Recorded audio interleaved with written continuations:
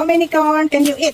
I'll eat two, Mika will eat one. Ito na yung aking mga na-harvest na white corn, sitaw, mais, yummy, glutinous white corn.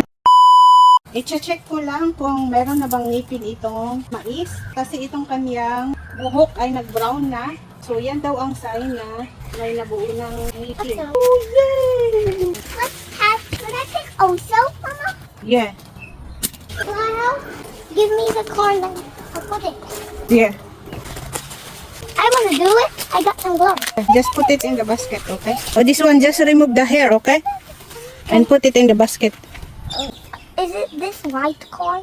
Yeah, that's the white corn. What's it? How many corn can you eat?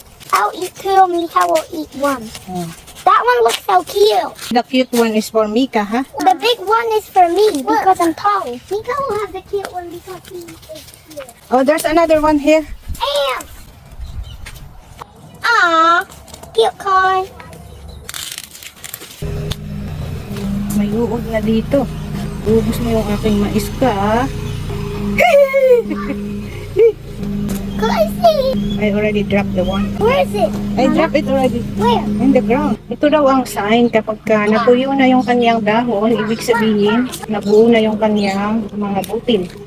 Ito na yung aking mga na-harvest na white corn. Sakto na yan, nakakainin namin ngayon. Marami pang mga naiwan na mga mais sa susunod naman ulit para fresh na fresh kapag lulutuin. Sunod ko na i-harvest ay yung mga sitaw.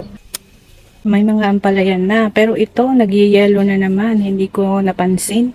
Pero meron pa namang mga susunod, sitaw turo, singkamas, namumunga na yung singkamas. Ito yung pagkuhanan ko ng seeds para sa susunod na pangtanim.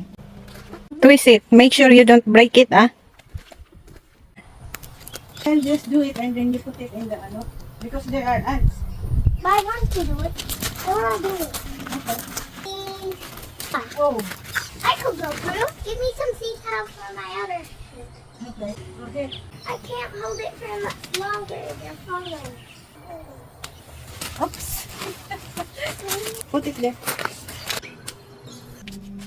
Ito na yung aking mga na-harvest na sitaw at yung aming mais na pang-snacks. Yung aming sitaw ay marami pang mga naiwan na maliliit. After 3 days ay balik harvest ulit. Ito na yung aming nilagang mais straight from the garden.